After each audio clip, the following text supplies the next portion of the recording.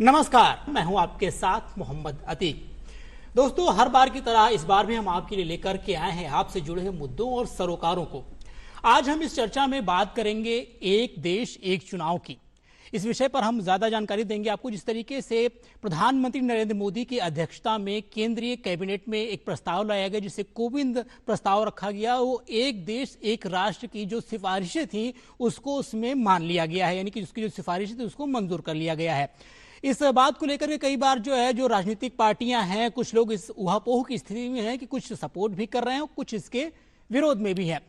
सिफारिश में ये कहा गया है कि जो हमने तकरीबन 62 राजनीतिक दलों से चर्चा करने के बाद में जिसमें से 47 लोगों ने अपनी प्रतिक्रिया दी है, जिसमें से 15 पार्टियों ने इसमें अपनी कोई राय जाहिर नहीं की है।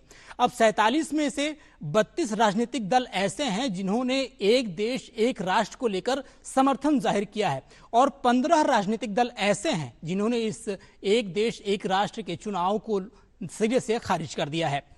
ये जो कमेटी है पूरी तरीके से, हालांकि यहाँ केंद्रीय कैबिनेट में इसको मंजूर कर लिया गया। अब ये कमेटी को ये बिल है इसको संसद के दोनों सदनों में पेश किया जाएगा इस शीतकालीन सत्र में।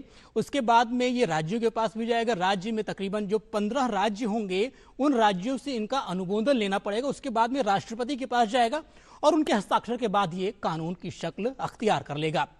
तो ये थे आज एक देश एक राष्ट्र को लेकर के एक छोटी सी हमने आपको एक चर्चा बताई। अब हम इस चर्चा को और आगे बढ़ाते हैं और जो हमारे मेहमान हैं उनसे हम सबसे पहले आपका तारुफ कराते हैं और इस पर सवाल जवाब करने का सिलसिला शुरू करते हैं और जानते हैं कि इस वन नेशन वन इलेक्शन को लेकर के देश में कितना नफे नुकसान में रहेगा। सबसे पहले मैं तारुफ कराना चाहूंगा, हमारे साथ विनोद पारिक जी मौजूद हैं जो कि पूर्व उप मुख्य निर्वाचन अधिकारी हैं। इन्होंने तकरीबन 20 साल से लंबा समय चुनाव आयोग में दिया है। सर, आपका इस कार्यक्रम में बहुत बहुत स्वागत है। नमस्कार। और हमारे साथ जो दूसरे हमारे एक्सपर्ट हैं उनका नाम है डॉक्टर डेजी शर्मा। आप राजनीतिक विश्लेषक हैं और इसके साथ ही साथ आप प्रोफेसर भी हैं राजस्थान विश्वविद्यालय। मैडम, आपका बहुत बहुत स्वागत है इस चर्चा में। Thank you sir. और जो हमारे तीसरे मेहमान हैं उनसे भी हम आपका परिचय कराना चाहेंगे। हमारे साथ मौजूद हैं संदीप माथुर जी। संदीप माथुर जी राजनीतिक विश्लेषक हैं और इसके अलावा वरिष्ठ पत्रकार भी हैं और देश की राजनीति में अच्छा खासा लिखते पढ़ते और उसको समझते रहते हैं और हम लोगों को इससे वाकिफ कराते रहते हैं। अपनी चर्चा को हम शुरुआत करें इससे पहले हम आइए देख लेते हैं कि प्रधानमंत्री नरेंद्र मोदी ने वन नेशन वन इलेक्शन को लेकर के क्या प्रतिक्रिया जाहिर की है।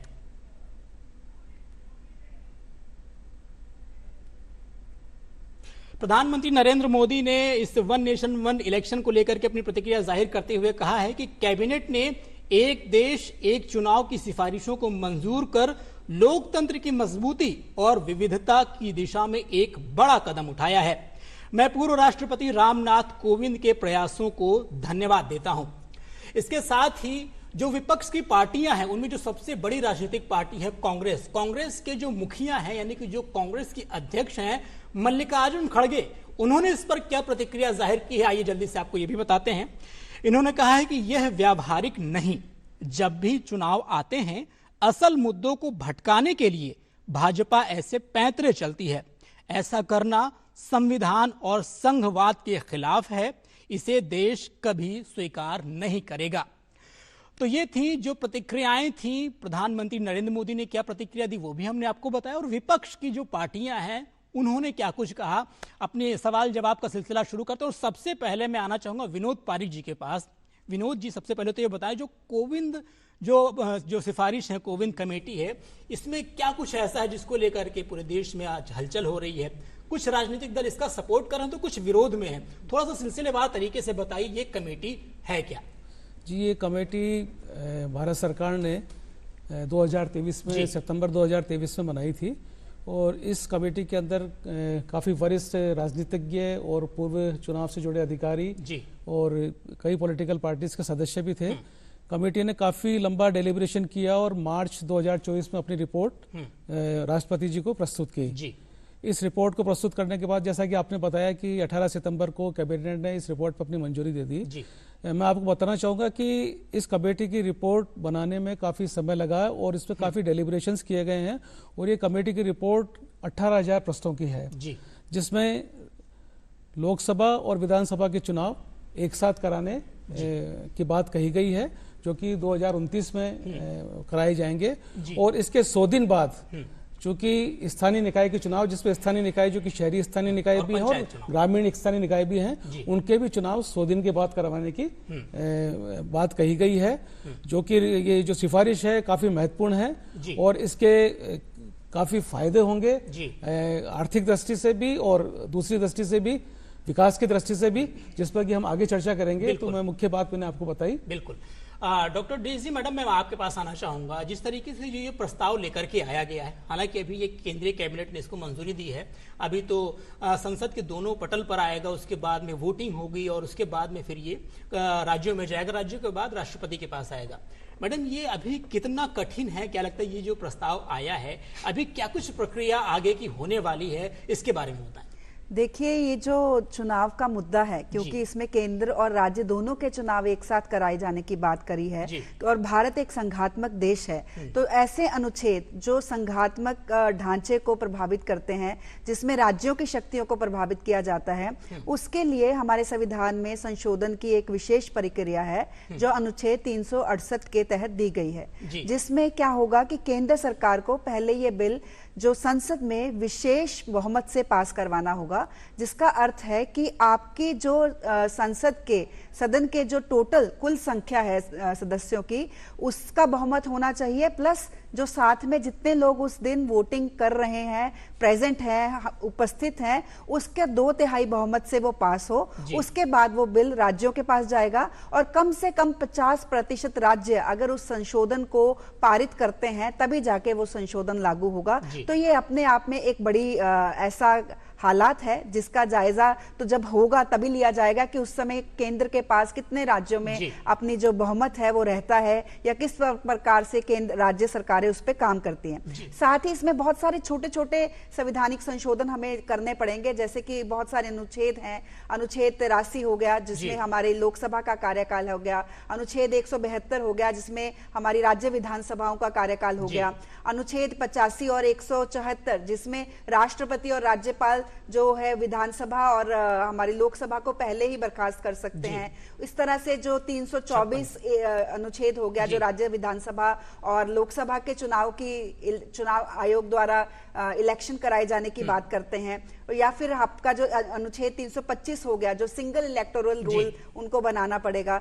और साथ के साथ जो सबसे बड़ा मुद्दा रहेगा इसमें, वो है राष्ट्रपति द्वारा जो आपातकाल घोषित किया जाता है राज्यों में, संवैधानिक आपातकाल जब घोषित करते हैं। और बहुत सारे राज्यों में इस तरह की प्रवृत्तियां हमने पाई हैं कि जब संवैधानिक ढांचा फेल हो जाता है तो राष्ट्रपति शासन लागू कर दिया जाता है और उन राज्यों की सरकारों को पहले ही बर्खास्त कर दिया जाता है। तो ये भी एक विषय रहेगा, क्योंकि अगर आप वन नेशन वन इलेक्शन की बात करते हैं और बीच में किसी राज्य में इस तरह की कोई स्थिति पैदा हो जाती है, तो उस स्थिति से कैसे निपटा जाएगा, वो भी सारी चीजें इसमें शामिल किया जा रहा है। जी संदीप माथुर जी, हम आपसे एक चीज जानना चाहेंगे, क्योंकि आप राजनीतिक विश्लेषक हैं और लगभग दोनों पहलुओं पे आप जो है काम करते रहते हैं। तो एक चीज ये चीज बताइए कि जिस तरीके से जो राजनीतिक दल है, हालांकि जब भी कोई कदम आप उठाते हैं कुछ एक दुश्वारियां सामने आती हैं, लेकिन ये कुछ राजनीतिक दल इसका विरोध क्यों कर रहे हैं? अगर एक साथ चुनाव कराए जा रहे हैं तो कहीं ना कहीं ये एक बेहतरीन पहल है जो आगे लेकर के आ रहे हैं, तो उस पर हम कुछ डूज एंड डोंट्स पे बात कर सकते हैं, लेकिन सीधे विरोध करना, मुखर होकर विरोध करना, ऐसा क्यों है सर? अतीक जी, विपक्ष का काम विरोध करना है, उनका काम है, इसलिए विपक्ष में है, इसलिए विरोध है। यानी विपक्ष का काम विरोध करना, इसलिए विरोध कर रहे हैं, इसलिए विरोध कर रहे हैं। जी। दूसरी चीज ये है कि ये नरेंद्र मोदी जी का ये एक और कड़वी गोली है, जैसे उन्होंने नोटबंदी या जीएसटी, महिला आरक्षण बिल, या और सबसे बड़ी बात धारा 370 को हटाना। जी। इसी तरह से एक देश एक चुनाव एक ऐसी कड़वी गोली है जिसको विपक्ष बड़ी मुश्किल से पचा पा रहा है। जी। हाँ, विरोध हो सकते हैं, लेकिन उनके सुझाव या उनको लेकर कोई चीज चर्चा हो सकती है, उसमें कोई ना कोई उसका हल निकल सकता है। तो कोई चीज आती है, पटल पे आती है, राष्ट्रीय हित में होती है, तो उसका विरोध भी होता है, उसका समर्थन भी होता है। लेकिन जहां तक विरोध का सवाल है, कोई ऐसे बड़े मुद्दे या बड़ा विरोध कांग्रेस या उसके साथी जो दल हैं वो इतना बड़ा मुद्दा नहीं उठा पा रहे हैं जिसको ये लगता है कि हाँ, इससे देश का परिदृश्य बदलेगा या इसको लेकर कोई बहुत बड़ी समस्याएं देश में आएंगी। जी बिल्कुल। मैडम, अभी जिस तरीके से बताया कि कोई बहुत ज्यादा कोई परिवर्तन नहीं होने वाला, कोई बहुत ज्यादा मुखर होकर विरोध नहीं हो रहा है, लेकिन जो कांग्रेस अभी, जैसे कि हमने जब चर्चा की शुरुआत की, हमने जो उसके मुखिया हैं उनका एक स्टेटमेंट सबके सामने किया, वो ये कह रहे हैं कि जो देश का फेडरलिज्म है वो प्रभावित होगा, उस पर कहीं ना कहीं प्रहार होगा इस तरीके से विधानसभा और लोकसभा के चुनावों के होने में। आपको क्या लगता है कि वाकई में ऐसा हो सकता है? देखिए अतीक जी, जो ये विपक्ष ये मुद्दा उठा रहा है कि इससे संघात्मक ढांचे पर प्रभाव होगा, तो हमें ये इसके थोड़ा सा पृष्ठभूमि में जाना होगा।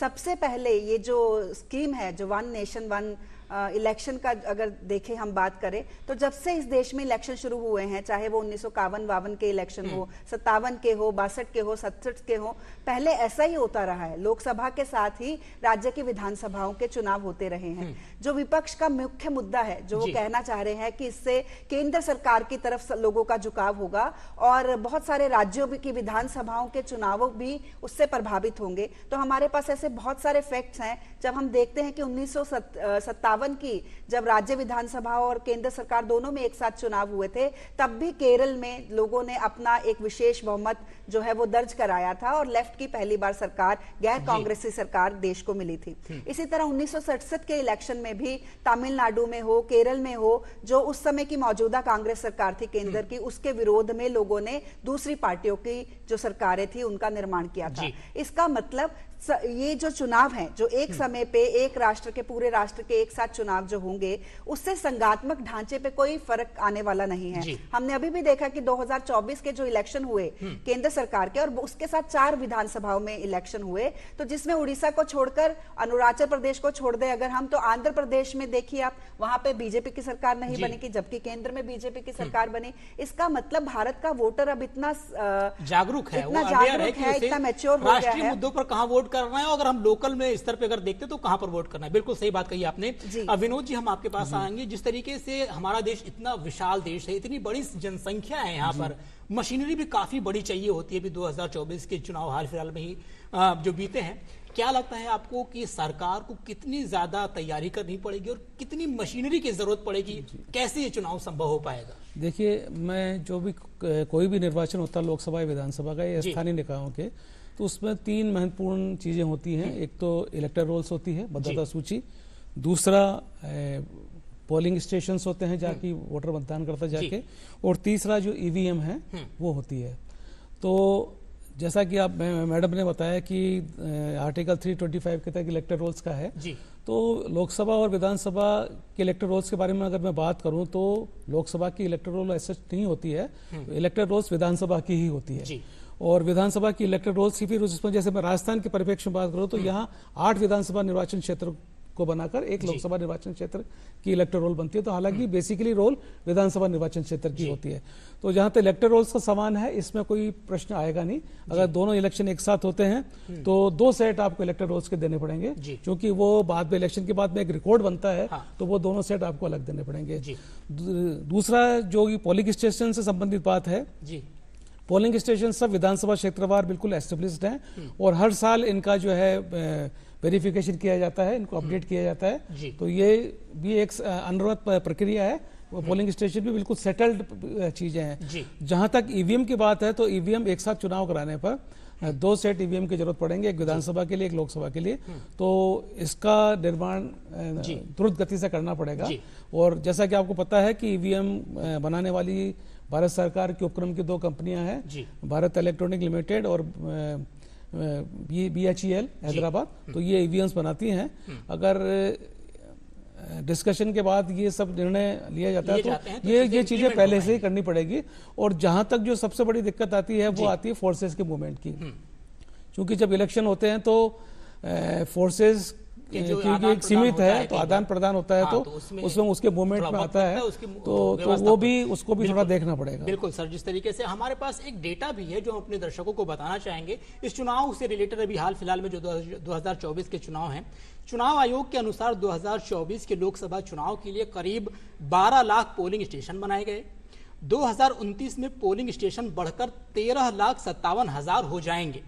लोकसभा विधानसभाओं के चुनाव 7 होंगे, तो ईवीएम की 26,55,000 बैलेट यूनिट, 17,78,000 कंट्रोल यूनिट और करीब 17,79,000 वीवीपैट की कमी होगी। ये चुनाव आयोग जिस तरीके से अभी कह रहा है। लिहाजा 7,951 करोड़ रुपए का जो अतिरिक्त खर्च होगा इन मशीनों पर होगा, यानी कि जो मशीनरी अगर ली जाएगी तो तकरीबन 7,951 करोड़ रुपए खर्चे होंगे। एक साथ चुनाव कराने के लिए ईवीएम स्टोरेज की जो चुनौती भी कई बार देखी जा रही है, आप अखबारों में भी निकल करके आ रहा है, कई बार चर्चाओं में कि इतनी बड़ी जो विशाल का जो स्टोरेज रहेगा हम कहाँ रखेंगे, हमारे पास इंफ्रास्ट्रक्चर की भी कई बार जो है दिक्कतें इसमें आ रही हैं। एक चीज आपको और जो इसमें मैन पावर लगती है, जो कर्मचारी लगते हैं, उसके बारे में भी मैं आपको बता दूं 2024 के जो भी हाल ही में जो चुनाव निपटे हैं उसमें चुनाव में 70 लाख कर्मचारी चुनाव में तैनात किए गए।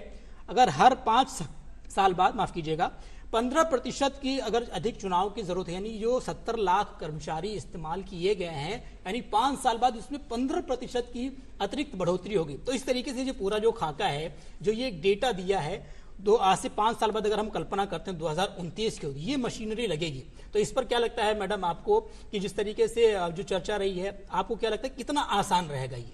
देखिए, एक बार तो ये तय है कि एक बार जब शुरुआत करेंगे हम, तो हमें बहुत सारी प्लानिंग करनी होगी, बहुत सारे खर्चे भी अतिरिक्त हो सकते हैं, लेकिन लॉन्ग टर्म में अगर हम देखेंगे तो ये जो योजना जो है ये देश को लाभ देने वाली है। क्योंकि जब देश में लगातार चुनाव का माहौल रहता है तो बारी बारी से आपके जो सिक्योरिटी फोर्सेज हैं, आपके जो आर्म्ड फोर्सेज हैं वो लोग, या फिर आपके जो शिक्षक वर्ग जिसको आप इसमें इलेक्शन में शामिल करते हैं, या अन्य कर्मचारी जिनको शामिल करते हैं। कई बार मैडम ऐसा भी होता है कि बार बार आचार संहिता में जाने से कई बार विकास भी प्रभावित होता है। अगर आप देखिए आए दिन इलेक्शन यहाँ पे होते रहते, एक त्योहार की तरह होते हैं। बिल्कुल, क्योंकि हर 3 महीने में ऑन एन एवरेज देश में अगर इलेक्शन हो रहा है तो देश के प्रधानमंत्री या जितने भी मुख्यमंत्री हैं वो डायरेक्टली अपनी पार्टी से जुड़े होते हैं, तो वो कहीं ना कहीं चुनाव में अपने आप को शामिल करते हैं, जिस वजह से जो प्रशासन पे, गवर्नेंस पे, शासन पे ध्यान जाना चाहिए था, नीतियों के निर्माण पे ध्यान जाना चाहिए था, वो चुनाव जीतने में वो ध्यान चला जाता है, जिस वजह से देश में जो है कहीं ना कहीं प्रशासन की जो गुणवत्ता है उसमें कमी आती है। बहुत सारी सिक्योरिटी फोर्सेज जो हमारे देश में और स्ट्रेटेजिक काम कर सकती है वो लगातार चुनाव कराने में व्यस्त रहती है, जिसकी वजह से आप बहुत सारे मानवीय संसाधनों का उचित उपयोग हम नहीं कर पाते हैं। काफी बड़ा इंफ्रास्ट्रक्चर इन चुनावों में लगता है, जिसका कहीं ना कहीं फायदे तो फायदे, नुकसान तो है ही, जो चीज है उसको दूर करने की कोशिश किया है। आपके पास आना चाहूंगा माथुर साहब, जिस तरीके से हम चर्चा करते हैं आपसे सवाल जरूर लेंगे, लेकिन हमारे पास कुछ और एक्सपर्ट हैं जिन्होंने अपनी प्रतिक्रिया जाहिर की है, पूर्व मुख्य निर्वाचन अधिकारी रहे हैं, देखते हैं वो क्या कह रहे हैं, आइए जल्दी से देख लेते हैं।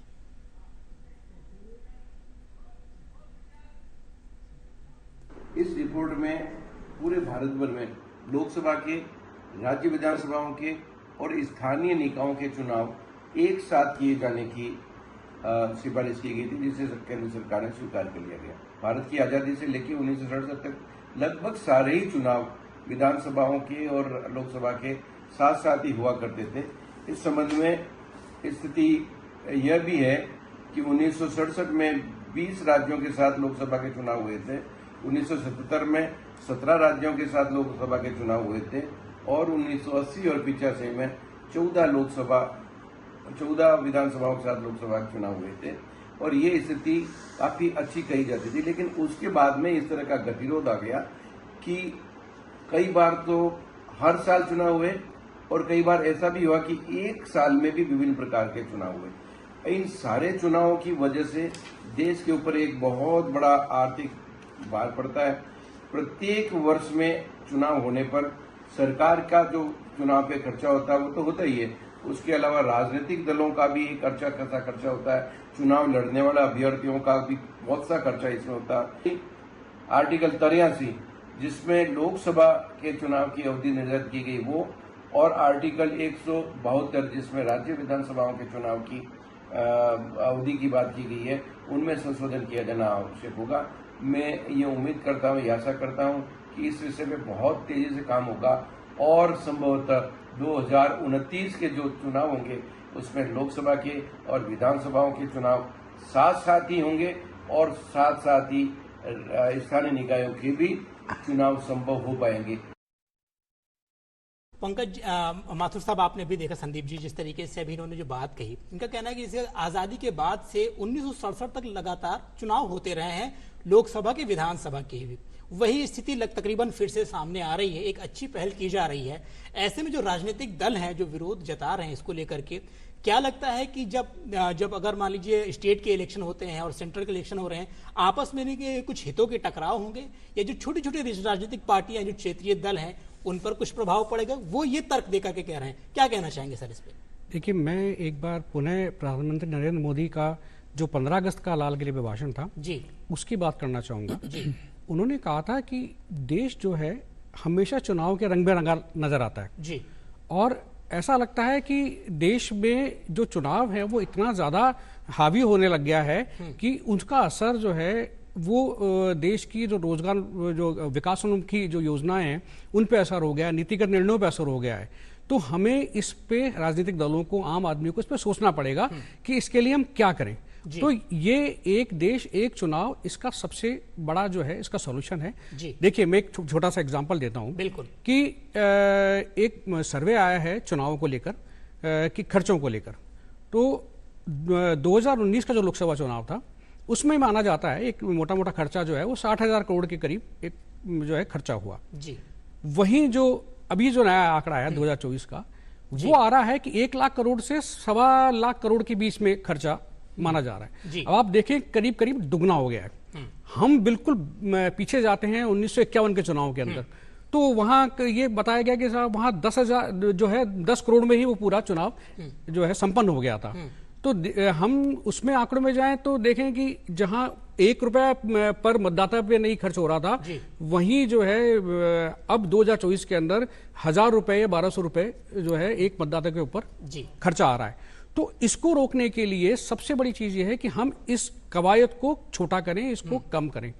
यही सबसे बड़ी चीज जो है वो जो मुद्दा है, कांग्रेस और जो विपक्षी दल है उनका ये कहना है कि इससे ये फ्यूडल एक्सरसाइज है और इससे ये होना नहीं है, खर्चा तो पूरा होना ही है। क्योंकि आप जब 2 चरणों में आप कराएंगे, आप एक चरण में विधानसभा और लोकसभा कराएंगे और 100 दिन बाद यदि हम नगरीय विकास या ग्रामीण इसको जो है चुनाव कराएंगे तो उसमें खर्चा उतना ही आना है।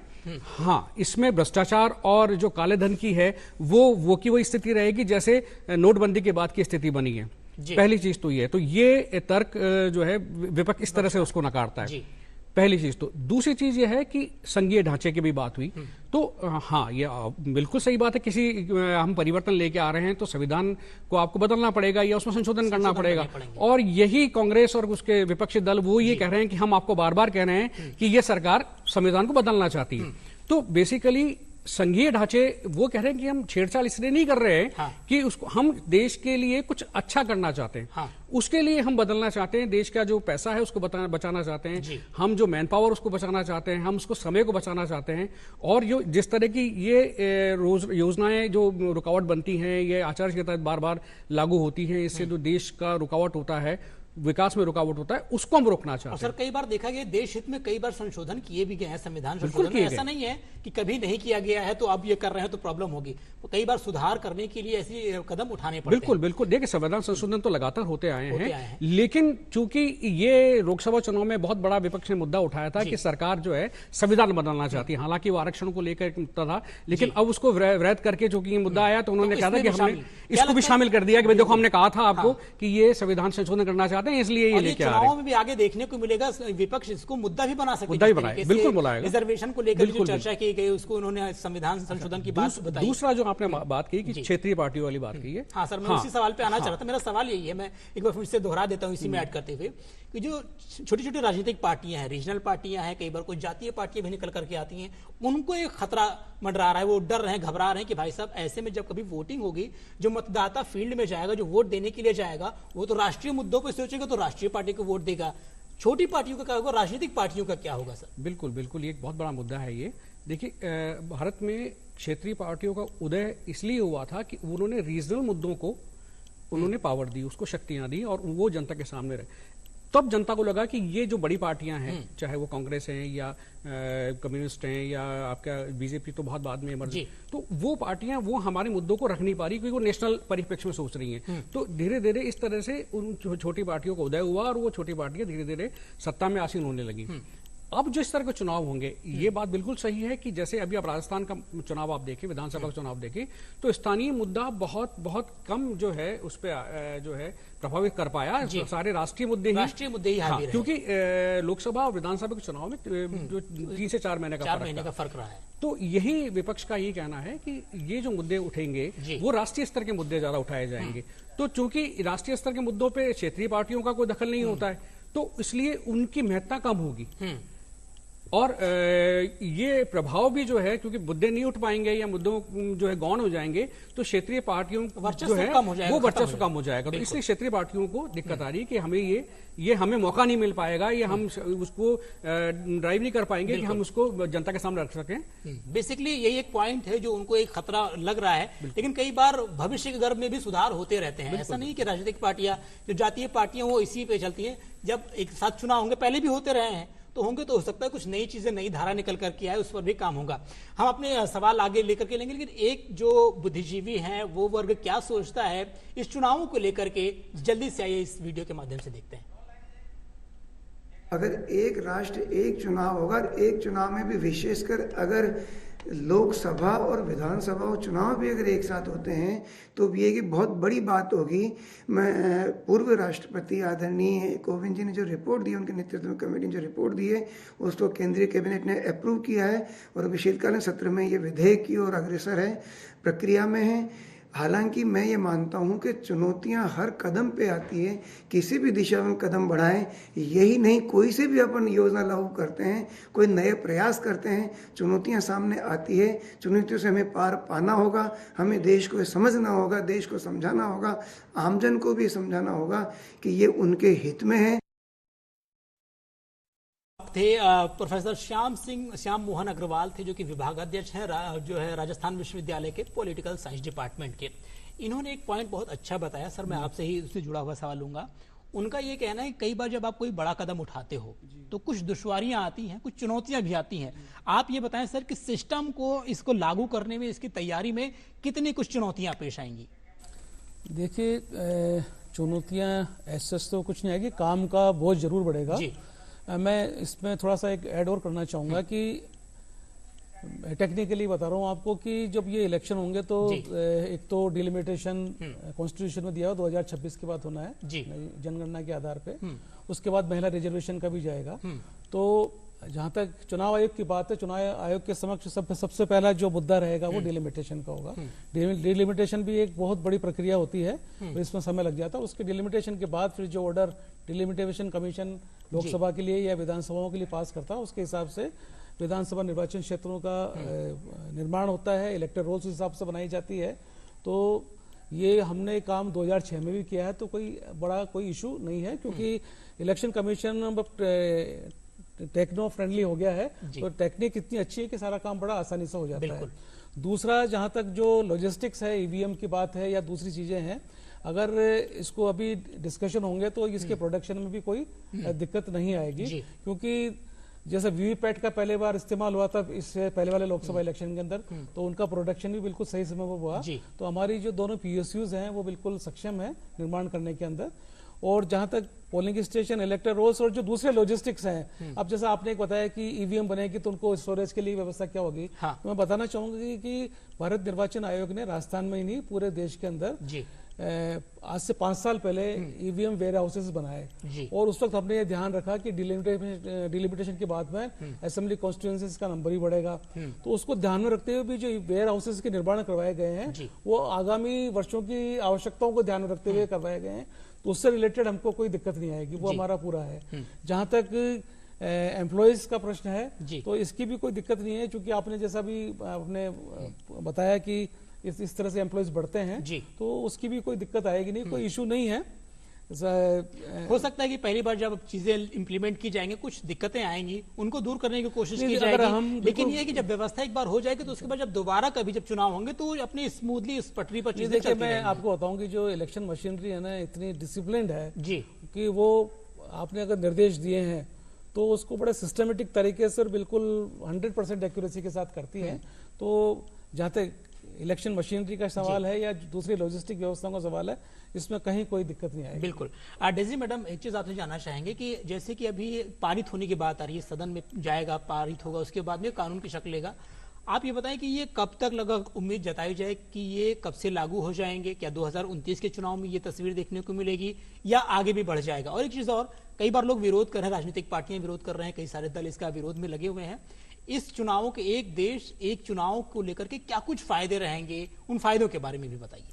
देखिए, जहां तक फायदों की बात है तो इसके बहुत फायदे रहेंगे, क्योंकि इससे देश के बहुत सारे धन की बचत होगी, समय की बचत होगी, ऊर्जा की बचत होगी। आप देखिए, जब भी इलेक्शन होते हैं तो कोड ऑफ कंडक्ट लागू हो जाता है, जिसके कारण बहुत सारे जो नीतिगत निर्णय हैं सरकार वो नहीं कर सकती। जैसे ही इलेक्शन होते हैं तो आपकी जितना भी मैन पावर है उस एरिया का, वो वापस से इलेक्शन में चला जाता है। तो जैसे आप देखेंगे, राजस्थान विश्वविद्यालय का राजस्थान महाविद्यालय है, वो हर साल, क्योंकि जब भी चुनाव होते हैं तो सरकार उस कॉलेज को अधिग्रहित कर लेती है, तो कभी वो स्टेट बॉडीज के लिए चला जाता है, कभी वो राज्य की विधानसभा के लिए चला जाता है, कभी वो केंद्र सरकार के लिए चला जाता है। तो कुल मिला के 7-8 महीने वो कॉलेज जो है वो सरकार के पास रहता है। अगर इस तरह से हम वन नेशन वन इलेक्शन की बात करेंगे तो 1 या 2 महीने के अंदर अंदर वो कॉलेज फ्री होगा और बाकी के जो रेगुलर काम है उस कॉलेज की पढ़ाई के वो कर सकते हैं। तो इस तरह से वन नेशन वन इलेक्शन से आपका बहुत सारा फायदा भी होगा। दूसरा, जब भी चुनाव होते हैं देश के किसी हिस्से में हो, चाहे वो केंद्र सरकार के हो या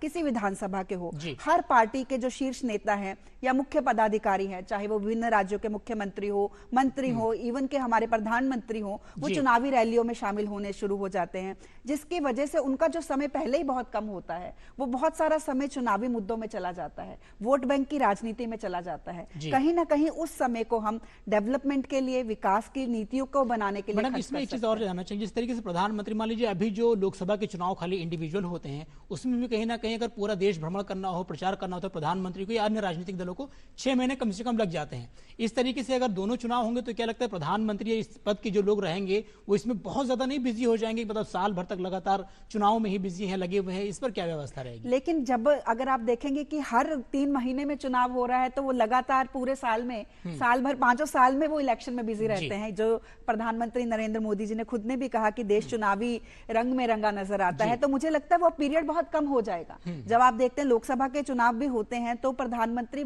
कंपैरेटिवली कम समय में बिजी होते हैं, क्योंकि उसी राज्य में आपका लोकसभा का भी चुनाव होगा, उसी राज्य में आपका विधानसभा का भी चुनाव होगा, तो एक ही बार जाके वो दोनों समय के लिए अपनी बात जो है वो जनता के सामने कह सकते हैं। कहीं उनको कभी लोकसभा के लिए लग जाना पड़ेगा, आपकी राज्य की विधानसभा के लिए लग जाना पड़ेगा, तो यहाँ पे मुझे लगता है वो बचत होगी। लेकिन मैं एक चीज और इसमें ऐड करना चाहूंगी अतीक जी, जैसा आपने मुद्दा उठाया था कि छोटे राजनीतिक दल इस बात का विरोध कर रहे हैं, जो क्षेत्रीय दल है, कि इससे उनके ऊपर असर पड़ेगा। अभी 2024 के इलेक्शन में 4 राज्यों में जब चुनाव हुए तो सिक्किम में वहां की रीजनल पार्टी ने अपनी जो है मतलब सरकार बनाई। आप मुझे करेक्ट कर दीजिएगा अगर मैं गलत हूं। तो इसका मतलब इस समय, ये उस समय हुआ जब मौजूदा सरकार ने कई ऐतिहासिक निर्णय लिए, जैसे धारा 370 को हटाने का। उसके बाद भी लोग इतने सक्षम हैं, इतने सजग हैं कि वो जानते हैं कि कहां हमें नेशनल मुद्दों पे वोट देनी है और कहां हमें क्षेत्रीय मुद्दों पे वोट देनी है। तो मुझे लगता है अगर क्षेत्रीय पार्टियां अपने बहुत ढंग से अपने क्षेत्रीय मुद्दों को उठाएंगे तो उनका वर्चस्व बना रहेगा। इससे उनके वर्चस्व के ऊपर, उनके अस्तित्व के ऊपर कोई भी गाज नहीं गिरने वाली है। ये बस डिपेंड करेगा कि किस समय जो राजनीतिक पार्टियां हैं वो कितनी मेहनत करती हैं। जी बिल्कुल। संदीप सर, जिस तरीके से थोड़ा सा हम तकनीकी में चले जाते हैं और जो नंबर गेम को समझने की कोशिश करते हैं, हालांकि आपने आर्थिक स्थिति तो बहुत अच्छे से स्पष्ट कर दी थी, कैसे कितना खर्चा आएगा, क्या चीजें रहेंगी। थोड़ा सा हम जो है नंबर में चलते हैं, लोकसभाओं में चलते हैं। लोकसभा में अगर आप इसको पारित कराने के लिए जाते हैं तो तकरीबन 362 के आसपास में सदस्यों की संख्या चाहिए होगी। राज्यसभा में यही आंकड़ा 162 हो जाता है। अगर हम एनडीए की सरकार की बात करते तो उनके पास जो नंबर है वो 293 है। अगर हम राज्यसभा की बात करते तो वो वहां पे 119 है। और अगर हम इंडिया ब्लॉक के पास चले जाते हैं, इंडिया ब्लॉक के पास अगर हम नंबर की बात करते हैं तो तकरीबन वो कुछ 234 के आसपास में है। और अगर राज्यसभा की बात करते हैं तो 85 हो जाती है। तो ऐसे में क्या लगता है आपको, ये नंबर आंकड़ा है ना, ये एनडीए के पास नहीं है। अभी फिलहाल जो 293 है और जो नंबर है 361 है। तो क्या लगता है ये नंबर पूरा कर पाएगी जब सदन में ये प्रस्ताव जाएगा? देखिए, थोड़ा सा पीछे चलते हैं। बिल्कुल चलते हैं। एनडीए के पास में पिछले 2 टर्म में जी लोकसभा में बहुमत था, राज्यसभा में नहीं था जी। लेकिन आप 1-2 बिलों को छोड़ दें आप, उसके अलावा सारे बिल पारित हुए जी। तो ये एक कोई भी सरकार होती है, कोई इतना बड़ा कोई निर्णय करती है या कोई इस तरह की योजना लेके आती है तो पूरे स्टडी करके आती है, फुल प्रूफ प्लानिंग। अभी हमने कहा कि थोड़ा सा बैक लेते हैं, उन्होंने कहा कि भाई करीब 8,000 करोड़ का खर्चा इसमें आएगा, तो ऑब्वियसली इसके ऊपर पूरी स्टडी हुई होगी कि 8,000 करोड़ का। मैं बात कर रहा हूं 1 लाख करोड़ की। 1 लाख करोड़ की तुलना में 8,000 कोई बहुत बड़ा खर्चा नहीं है, वो भी एक वन टाइम है, उसका रूटीन में आपको जो खर्चा हो रहा है। इसी तरह नंबर गेम हमें कैसे लेके आने हैं या नंबर गेम पे हमें कैसे जीत लानी है लोकसभा में, विधानसभा में, देखिए इसके अंदर एक बहुत बड़ा चीज है, ये मैडम ने बताया था कि इसमें जरूरी नहीं है कि आपको 2/3 बहुमत जो है टोटल का चाहिए। आपके सदन में प्रेजेंस का 2/3 चाहिए, उपस्थिति है उसका 2/3 चाहिए। तो इसमें बहुत अच्छा एक सिस्टम होता है कि जो है दल एब्सेंट हो जाते हैं, मेंबर्स एब्सेंट हो जाते हैं, तो आपको, लेकिन हाँ इन सब चीजों के बारे में पूरी जो है ये अभी गर्भ में छुपा हुआ है ये भविष्य के, तो ये सब चीजें सामने आएंगी। एब्सेंट होने की बात आपने कही, तो कई बार ये भी चर्चाएं हो रही हैं कि जो एनडीए के दल हैं वो भी इससे थोड़ा सा मुखर होकर के इनसे विरोध प्रकट कर सकते हैं, या फिर जो इनके साथ नहीं भी खड़े हो सकते हैं वो ठीक है, नंबर अभी इनके साथ ये हमारे जो भारतीय राजनीति उसका ये एक बहुत अच्छा एक चेहरा उदाहरण है ये वाला कि देखिए विरोध सब कर सकते हैं, इसमें ऐसा नहीं है। लेकिन कई बार क्या होता है कि देखिए आप जब सरकार की बात है, लोकसभा में एनडीए बीजेपी के पास बहुमत नहीं आया तो बहुत अलग पार्टी जेडीयू जो है वो आपके साथ मिल गई, टीडीपी आपको उम्मीद नहीं थी आपके साथ मिल गई। तो ये जब इस तरह की जब राष्ट्रीय हित की बात आती है तो बहुत सारे मतभेद मिटा दिए जाते हैं, और उन सब चीजों के ऊपर हमें ये जो है एक जादम पे फिर चाहे वो विपक्ष हो या पक्ष हो। इसमें एक चीज मैं और कहना चाहता हूं कि आप देखें कि ऐसा नहीं है कि कांग्रेस इसका समर्थन नहीं करती आई थी, ठीक है। अब मैंने पहले वाले मैंने जो बात कही थी कि चूंकि विपक्ष में है इसलिए वो विरोध करना है। आप देखें कि 1999 के अंदर और उसके बाद में 2015 के अंदर एक लॉ कमीशन की मीटिंग थी एक, और उसके बाद में संसदीय समिति, इन दोनों ने इस एक देश एक चुनाव को जो है उन्होंने प्रस्ताव पारित किया था उसको लेकर।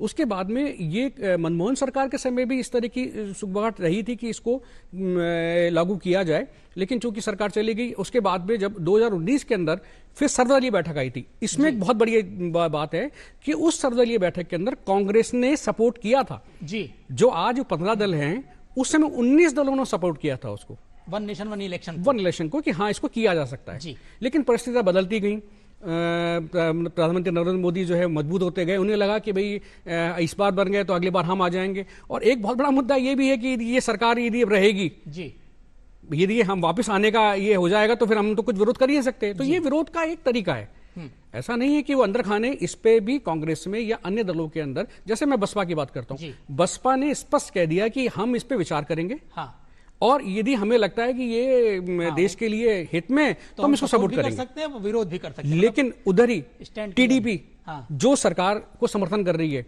उसने अभी तक पत्ते नहीं खोले, उन्होंने अपनी प्रतिक्रिया ही नहीं दी, अभी तक उन्होंने। तो ये राजनीति है, टीडीपी और बीआरएस दोनों ही। तो ये तो सदन का जब होगा इसको लेके आएंगे, और फिर इसके अंदर जो बेसिकली जो विरोध जो हो रहा है वो इसी बात को तो लेके हो रहा है कि समय कि सरकार ने इसके लिए कोई समय निर्धारण नहीं किया। जैसे महिला आरक्षण बिल लेके आए तो उसके लिए उन्होंने कहा कि जब परिसीमन होगा उसके बाद हम इसको लेके आएंगे।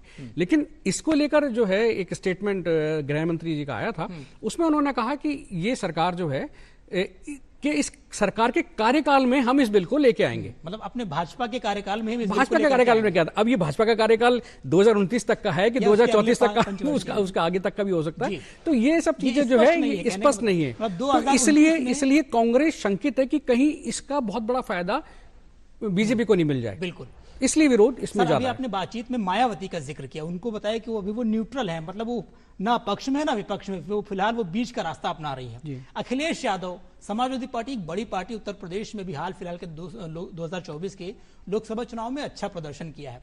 उनका एक अलग ही स्टैंड है। उनका ये कहना है कि जिस तरीके से ये जो एक वन नेशन वन इलेक्शन लेकर के आ रहे हैं, इस तरीके से ये प्राइवेटाइजेशन की तरफ लेकर जाएंगे, जैसे कि कई सारी चीजों को प्राइवेटाइजेशन किया। उनका ये कहना है कि अभी जब ये लेकर तो आएंगे 2029 में, मान लीजिए ले आते हैं, भविष्य में ये कह सकते हैं, मतलब वो बीजेपी ये कह सकती है कि भाई साहब हमारे पास इतनी मैन पावर नहीं है, हमारे पास इतनी स्ट्रेंथ नहीं है, इसलिए हम इसको प्राइवेट हाथों में देते हैं, और प्राइवेट हाथों में जाने के बाद ही इस पर टेम्परिंग की जा सकेगी, इसको प्रभावित किया जा सकेगा चुनावों। कितनी वास्तविकता इसमें है और क्या इसमें भविष्य के गर्भ में देखने को मिलेगा? देखिए, मैं एक साथ में इसके साथ एक चीज जोड़ना चाहूंगा कि कांग्रेस ने एक संघीय ढांचे को जो लेकर आरोप लगाया कि ये चुनाव जो है, ये जो योजना है वो संघीय ढांचे पे प्रहार है। उनका ये कहना है कि कोई भी सरकार चुनी जाती है तो वो 5 साल के लिए चुनी जाती है। हम यदि वोट देते हैं तो 5 साल के दिए जाते हैं। अब किसी कारण से वो सरकार नहीं चल पाई या कोई और कारण रहे, वो उपचुनाव हो गए, राष्ट्रपति शासन लागू हो गया, कुछ भी आ गया, तो जो भी नई सरकार बनेगी वो उसी दायरे में बनेगी, जितना टेन्योर उसका उतना रहेगा जितना लोकसभा का टेन्योर है। तो उनका ये कहना है कि ये तो सीधा सीधा जो है जनप्रतिनिधि जो चुने जा रहे हैं उनके अधिकारों का हनन है। ये संवैधानिक जो अधिकार हमें मिले हैं, सरकार को जो मिला है 5 साल के लिए चुनने का, तो आप उसको कम कैसे कर सकते हो? जी इस चीज को लेकर, सरकार को लेकर ये जो इनके खिलाफ जो है ये बात कर रहे हैं।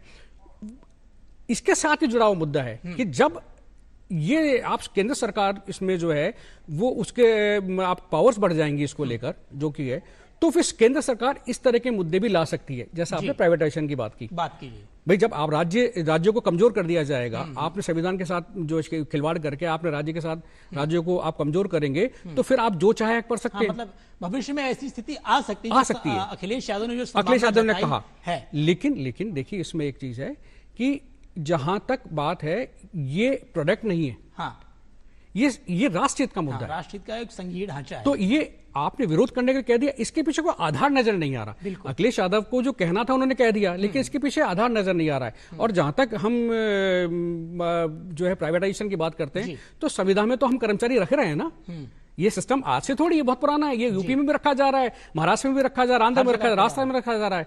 तो इसमें कोई कोताही नहीं है। तो प्राइवेटाइजेशन का मतलब क्या कि एक सिस्टम किसी उठा के किसी उद्योगपति को दिया जाएगा? ऐसा नहीं हो सकता, ये नहीं हो सकता, ये संभव नहीं है। ये संभव दोनों ही बातें निकल करके सामने आ रही है। भविष्य घर में क्या कुछ होगा ये तो आने वाला वक्त ही बताएगा। विनोद जी, एक चीज मैं आपसे जानना चाहूंगा, जिस तरीके से जो हमारा देश है, हमारे देश में हर तीसरे महीने 6 महीने पे राज्यों में चुनाव होते रहते हैं। उनका जो टाइम डेट होता है वो अलग अलग होता है। लोकसभा के जो चुनाव होते हैं उनके अलग होता है। अगर मान लीजिए भविष्य में या बीच में अगर कोई सरकार है वो गिरती है या फिर राष्ट्रपति शासन लागू होता है, तो ऐसे में उसकी समय अवधि क्या होगी? मतलब क्या वो लोकसभा के साथ में उसका कार्यकाल खत्म होगा, या फिर मान लीजिए लोकसभा से 6 महीना आगे बढ़ रहा है किसी का कार्यकाल 6 या 1 साल महीना पहले हो रहा है, तो ऐसी स्थिति में जो स्टेट की सरकार है उनको क्या स्थिति रहेगी? जैसा आपने बताया, जो रिपोर्ट आई है, जो अखबार में खबर आ रही है, उसमें जो इलेक्शन जिस तरह से होने के वो होते रहेंगे, कंटिन्यूस होते रहेंगे, उसमें कहीं कोई रुकावट ठीक है। जहां तक ये बिल पास होने की वाली बात की बात, अगर कोई सरकार किसी वजह से गिर जाती है तो वो मध्यावधि चुनाव कहलाएंगे। मध्यावधि चुनाव होंगे, जितनी टर्म बची भी है उस अवधि के लिए होंगे। ठीक है। तो ये तो जैसे कि अभी राजस्थान में जो चुनाव हुए हैं, और ये जब अगली बार लोकसभा के चुनाव होंगे उससे 4-5 महीने पहले होंगे या 6 महीने मान लीजिए, तो ये जो सरकार है कि इसको 6 महीने का विस्तार मिल सकता है। आप ये कह सकते हैं। ऐसे कुछ राज्यों में जहां 6 महीने पहले अगर हो रहे होंगे या 6 महीने और आगे जा रहे होंगे, तो पहले उनकी विधानसभा भंग कर दी जाएगी। तो इस तरीके से पूरा स्ट्रक्चर रहने वाला है। बिल्कुल। तो जिस तरीके से जो लोकसभाओं के लेकर तैयारियां चल रही हैं, नंबर के बारे में हमने बात ही कर ली कि इस तरीके से जो चीज उनके पास व्यवस्था रहेगी, क्या कुछ रहेगा।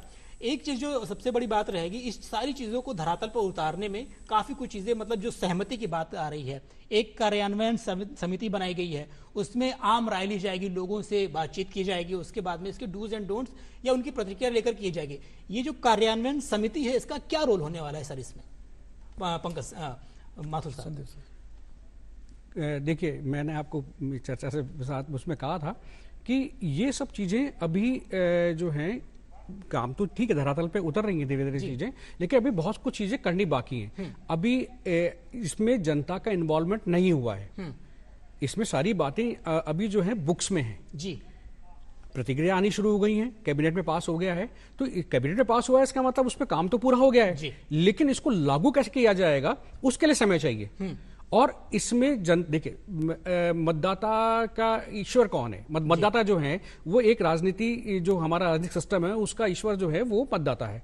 तो आप जब तक जनता को इसके अंदर इन्वॉल्व नहीं करेंगे, आप तब तक आप इसको सफल नहीं बना सकते। आप कोई भी, आप यदि आप नोटबंदी देख लें, आप जीएसटी देख लें, या कोई भी इस तरह का मुद्दा देख लें, तो जिसमें आपको जनता के पास पहले जाना पड़ा, अपनी योजना को बताना पड़ा, उसके बाद उसका रिएक्शन आपने लिया और उसके बाद लागू किया। तो क्रियान्वयन समिति का काम देखिए, समन्वय इसमें जुड़ा हुआ है। तो वो समन्वय ही है कि सरकार जनता, राजनीतिक दल, और किस तरह इसको सिंप्लीफाई किया जा सके, उनको जोड़ के इस सिस्टम को पूरे तरह से इसको लागू करने के लिए किस तरह के इसका एक पाथ बनाया जाए, इसको सिंप्लीफाई कैसे किया जाए, इन सब चीजों का काम क्रियान्वयन समिति करेगी जी। तो इसलिए सरकार कह रही है कि अभी ऐसा नहीं है कि ये हमने लागू कर दिया है। हाँ। इसमें कुछ भी चीजें कुछ भी आती हैं, अलग आज कोई बात आती है तो आप क्रियान्वयन समिति के पास जाके इस पे आप जो है उस पर बात करें, आप उस पर अपना जो है विरोध है या आक्षेप जो भी है आप इसका है उस पर दर्ज कराएं, हम उस पर काम करेंगे और यदि वो लगेगा कि हाँ वो सही है तो उसको फिर हम उस पर लागू करेंगे या उसको ठीक करेंगे उसको।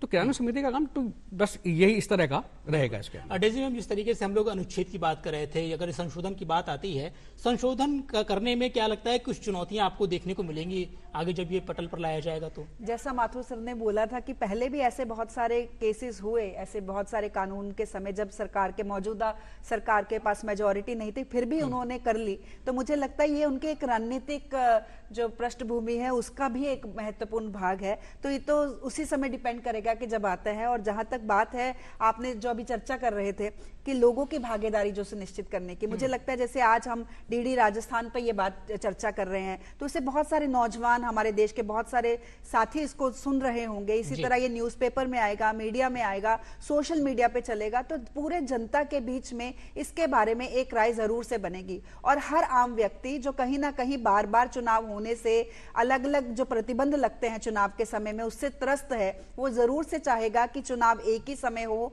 एक साथ हो, ताकि उसको थोड़ी राहत मिल सके। इसमें एक और बड़ी चीज मैं आती है ऐड करना चाहूंगी जो लोकतंत्र के माध्यम से हमारे लिए, लोकतंत्र के लिए जरूरी है कि इससे हॉर्स ट्रेडिंग जो हम कहते हैं, दल बदली जो है, उसके ऊपर बहुत बड़ा एक विराम इसमें लग सकता है। क्योंकि जब एक ही समय इलेक्शन होंगे तो वे जो व्यक्ति है या कोई राजनेता है पर्टिकुलर, तो वो एक ही पार्टी के साइड रहेगा, एक ही तरफ अपनी विचारधारा की तरफ उसको रहना होगा। कई बार ऐसा देखा जाता है जब अलग अलग इलेक्शन होते हैं तो वो अपने मौका प्रस्ती का फायदा उठाते हुए या अपना पर्सनल इंटरेस्ट देखते हुए, निजी स्वार्थ देखते हुए कभी एक पार्टी को सपोर्ट करते हैं और जब लगता है कि उसमें दाल नहीं गली तो दूसरी राज्य विधानसभा में दूसरी तरफ चले जाते हैं। लेकिन जब एक ही तरफ होगा तो हमारे पास, मुझे लगता है, इस तरह से विचारधारा से जुड़े हुए लोग या फिर अपने संगठन के प्रति जो डेडिकेटेड लोग हैं या जिनको ये क्लैरिटी है कि मुझे किस तरफ जाना है, इस तरह के नेतृत्व को आगे ज्यादा बढ़ावा मिलेगा। व्यक्तिगत जो स्वार्थ रहेगा नेताओं को वो कहीं ना कहीं गौड़ हो जाएगा इस पूरी व्यवस्था से। सर, एक चीज आपसे जानना चाहेंगे पारिक साहब, जिस तरीके से जो ये एजेंडा या जो जिस तरीके से लेकर के हम लोग चर्चा कर रहे हैं, इस चर्चा में हम लोग वन नेशन वन इलेक्शन की बात कर रहे हैं। सरकार ने 2 चरणों में चुनाव कराने की बात कही है। वो ये कह रहे हैं पहले चरण में विधानसभा और लोकसभा कराएंगे और दूसरे चरण में यानी 100 दिन के बाद जो चुनाव होंगे निकाय चुनाव और पंचायत चुनाव होंगे। ऐसे में एक बात और निकल करके आ रही है, जब एक देश एक चुनाव की बात हो रही है तो ये 2 चरण कहां से आ गए? तो ये सारी चीज साथ में कराइए, ये क्यों डिफरेंस इसमें किया गया है? देखिए, इसमें डिफरेंस इसलिए किया गया कि जो लोकल बॉडी इलेक्शन है वो स्टेट इलेक्शन कमीशन कराता है। उसका कॉन्स्टिट्यूशन में प्रोविजन के हिसाब से नया आयोग बना है। और जो लोकल बॉडी इलेक्शंस का जो फील्ड में सेटअप होता है, जो पोलिंग स्टेशंस होते हैं, वो अलग तरीके से होते हैं। अब मैं यहाँ तक इलेक्टर रोल की बात करता हूँ तो ये अभी जो वन नेशन वन इलेक्शन की तो बात अभी पिछले साल ही आई थी। इससे पहले हमारे प्रधानमंत्री जी ने और लॉ कमीशन ने भी कहा है कि लोकल बॉडीज के लिए और विधानसभा के लिए एक इलेक्टर रोल होनी चाहिए, कॉमन इलेक्टर रोल होनी चाहिए। तो इस बारे में इलेक्शन कमीशन ने पिछले वर्षों में काफी प्रयास किए हैं और एक व्यवस्था की है कि जैसे ही विधानसभा इलेक्टर रोल्स फाइनल होती है तो उसके बाद वो इलेक्टर रोल्स का डेटाबेस जो हम स्टेट इलेक्शन कमीशन को दे देते हैं और स्टेट इलेक्शन कमीशन उस इलेक्टर रोल्स को अपने हिसाब से रिऑर्गेनाइज कर लेता है और उसको फिर पब्लिश करता है, उस पर ऑब्जेक्शन मांगता है और उसको इलेक्टर रोल्स को फाइनल करता है। तो इसीलिए जो ये 100 दिन का जो समय दिया है ना, क्योंकि वो बिल्कुल उसका जो लोकल बॉडीज इलेक्शन का जो सेटअप होता है बिल्कुल अलग होता है। अब जैसे मैं अर्बन लोकल बॉडीज की बात करूं तो यहाँ पर वार्ड वाइज पोलिंग स्टेशन बनेंगे तो वो पोलिंग स्टेशन का शेप अलग होता है। ऐसे ही पंचायत पे जाएंगे तो वहाँ पोलिंग स्टेशन अलग तरह से होगा।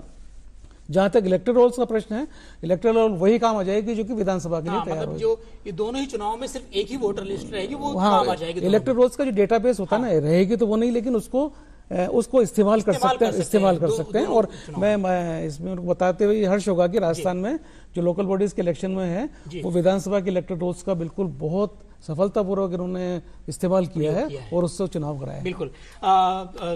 संदीप सर, जिस तरीके से कई बार देखा गया है, कई सारे कानून आते हैं, कई सारे बिल आते हैं, संसद के दोनों पटल पे आते हैं, कई बार कुछ खामियां आकर के उनको ठंडे बस्ते में डाल दिया जाता है।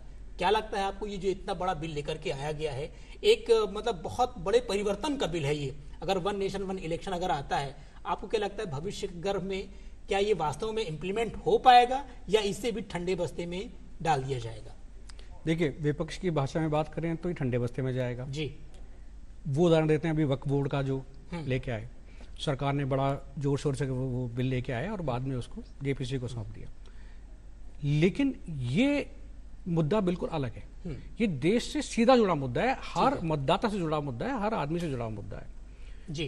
तो इसको लेकर कवायद बहुत, क्योंकि देखिए आप देखिए इससे गंभीरता से देख ले कि पूर्व राष्ट्रपति इसको लेकर उनके अध्यक्षता में वो कमेटी बनाई गई है, तो इसका मतलब सरकार बहुत गंभीर है इस बात को लेकर, और पूरी जो है पूरी आप क्या कह सकते हैं, इस पे काम हो चुका है, होमवर्क पूरा हो चुका है इसके ऊपर। तो जो सरकार का मूड है उसको देखते हुए तो लगता नहीं है कि वापस सरकार लेगी, क्योंकि इसमें सारी चीजों का जो सरकार की तरफ नजरिए से देखा जाए तो सभी चीज में फायदे नजर आ रहे हैं इसके अंदर, चाहे वो मैन पावर का हो, चाहे वो समय का हो, चाहे वो पैसे की बचत हो, सभी तरह की सरकार को, क्योंकि सरकार को काम करने का समय मिलेगा अब जी।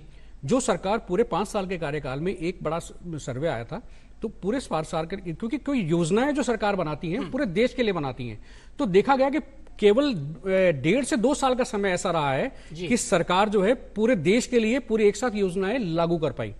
3-3.5 साल आचार संहिताओं में गुजर गया। बिल्कुल। राजस्थान में आपने कोई योजना लागू कर दी तो वो तमिलनाडु भी नहीं हो पा रही, तमिलनाडु में कर दी तो अब वो महाराष्ट्र में नहीं हो पा रही है। तो इस टेन्योर को सरकार 4 साल करने को तैयार है जी, कि इसको है, तो इसलिए ठीक है विरोध होंगे, सब कुछ होंगे, लेकिन जो इसका रिजल्ट आने वाले हैं, जो रिजल्ट सामने सरकार दे रही है, या ये सब चीजें विपक्षी दलों को ही मालूम है, लेकिन ये सब चीजें और इसको और सिंप्लीफाई करके या इस पर और चर्चा करके मेरे ख्याल से ये लागू हो सकता है। हालांकि समय को लेकर संशय है कब लागू होगा, लेकिन ये देश हित में है तो इसको लागू होने के चांसेस ज्यादा हैं इसके अंदर। हालांकि जो नंबर पे बात की है, नंबर तो कई बार क्योंकि नहीं, इसमें एक चीज है ना, इसमें एक चीज है कि कांग्रेस या और दल इसमें इस तरह का कोई ऐसा मुद्दा लेके नहीं आ पाए कि हाँ यार इसमें सबसे बड़ी ये एक इसमें सबसे बड़ा प्रॉब्लम है कि इसको रोक देना चाहिए। ये जनता में जो विपक्षी पार्टी इसको मुद्दा तो जरूर बनाएंगी, बिल्कुल मुद्दा बनाएंगे तो क्या लगता है इसका नुकसान, इसका खामियाजा बीजेपी को भुगतना पड़ेगा। अगर ऐसा होता है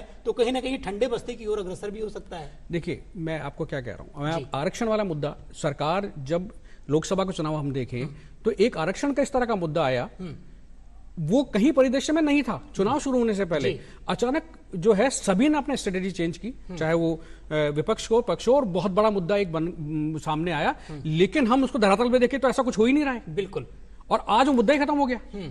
आज हम देखें तो मुद्दा अस्तित्व में नहीं आ रहा है। ठीक है, भाषणों में या वो वक्तव्यों में वो सामने आ जाता है, उसी चीज को अब ये मुद्दा ये सामने जो आ गया है, इसको वन नेशन वन इलेक्शन को, तो उसको चूंकि कांग्रेस उसमें थोड़ा अपहरण रही है तो उसको कांग्रेस जो संविधान संशोधन से जोड़ दिया गया है। लेकिन संविधान संशोधन तो होते रहे हैं, बिल्कुल संशोधन होते रहे हैं। आप देखिए कि सबसे बड़ा जो करिश्मा या जिस तरह कह सकते हैं 370 में जो परिवर्तन आया, कि जहां एकदम विपक्ष ये कह रहा था या कांग्रेस इसको लेके कह रही थी या वहां के क्षेत्रीय दल कहते कि इसको हो ही नहीं सकता, असंभव सी बात थी, और ये संभव कर दिया इस सरकार ने।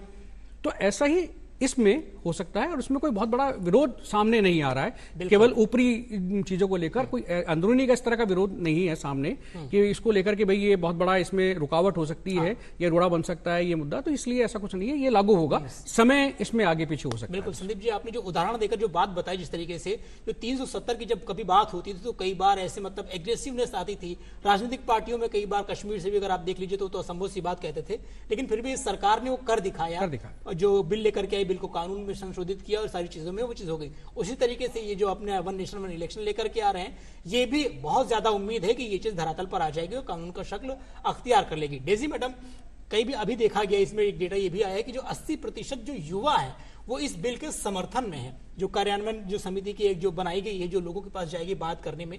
तो क्या लगता है ऐसे में लोगों की क्या प्रतिक्रिया रहने वाली है? अगर मान लीजिए कुछ लोग इसके विपक्ष में आते हैं तो क्या होगा, और अगर पक्ष में रहते हैं तो इसके क्या कुछ परिणाम देखने को मिलेंगे? देखिए, आज का जो युवा है वो बहुत ही फास्ट पेस पे चलता है, तो वो लगातार उसके बहुत सारे सपने हैं, बहुत सारी ख्वाहिशें हैं जिन्हें वो पूरा करना चाहता है, और लगातार वो सिर्फ एक ही मुद्दे पे हमेशा सीमित नहीं रहता।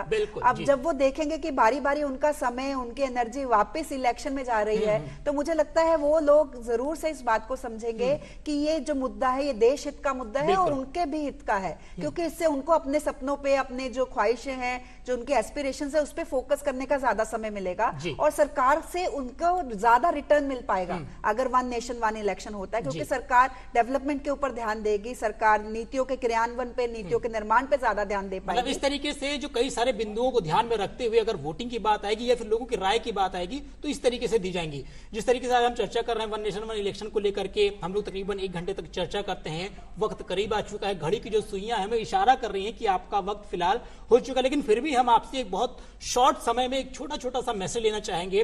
पारिक साहब, आप इस वन नेशन वन इलेक्शन को लेकर के जो आवाम, जो दर्शक ये शो देख रही है, क्या कुछ कहना चाहेंगे बहुत थोड़े समय? देखिए, आपने जहां तक युवाओं की बात करी है ना, तो बिल्कुल मैं चूंकि इससे जुड़ा हुआ हूं, मैं जब इलेक्शन आचार संहिता रहती है तो कई बार अपॉइंटमेंट हो जाते हैं, कोई इलेक्शन की जो एग्जाम की डेट आती है, अगर एग्जाम हो गए, रिजल्ट आ गया है तो अपॉइंटमेंट क्या आता है, तो उस वक्त मैंने कई बार पीड़ा देखी छात्रों के मन में कि उनको अपॉइंटमेंट नहीं मिल पाता है, कई भर्तियां रुक जाती है। तो डेफिनेटली जो युवा है इसका 100% समर्थन करेंगे। बिल्कुल। डेजी मैडम, आप क्या कहना चाहेंगी? मुझे लगता है कि बहुत ही एस्पिरेशनल योजना है और देश के हित की योजना है। समय इसका भविष्य तय करेगा, लेकिन एक ना एक दिन ये धरातल पे जरूर से उतरेगी और उसके फायदे हम सभी देखेंगे। वन नेशन वन इलेक्शन के क्या कुछ परिणाम देखने को मिलेंगे भविष्य में, संदीप सर?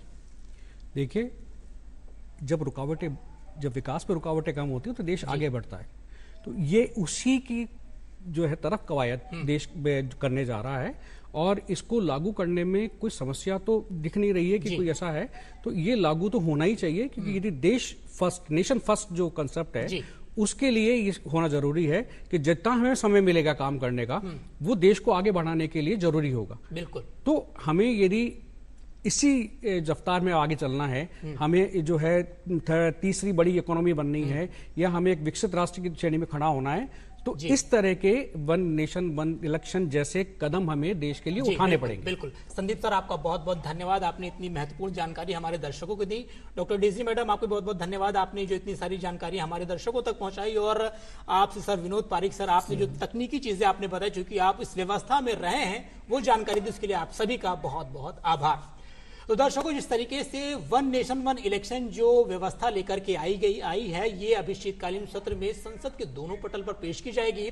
संसद के सदस्य इसमें अपनी वोटिंग करेंगे, वोटिंग के बाद में जो परिणाम आएंगे उसके बाद में जनता के बीच में जाएंगे और जो राज्य है, राज्यों के पास जाकर के तकरीबन 15 राज्य जो है इसमें अपना जो योगदान देंगे और वो कहेंगे मतलब क्या अनुमोदन रहेगा। उसके बाद में ये राष्ट्रपति के पास जाएगा, उनके हस्ताक्षर के बाद में ये कानून की शक्ल में आ जाएगा। कितना महत्वपूर्ण है, कितना जरूरी है, ये आपके ऊपर छोड़े जाते हैं। आप इस पर विश्लेषण कीजिए और जो भी परिणाम हो आप स्वविवेक से उसको लागू कर सकते हैं। तो फिलहाल आज की इस चर्चा में इतना ही। अगले एजेंडा में कुछ और एजेंडे के साथ आपके सामने फिर हाजिर होंगे, लेकिन तब तक के लिए हमारी डीडी न्यूज की टीम को दीजिए इजाजत और मुझे भी इजाजत। नमस्कार।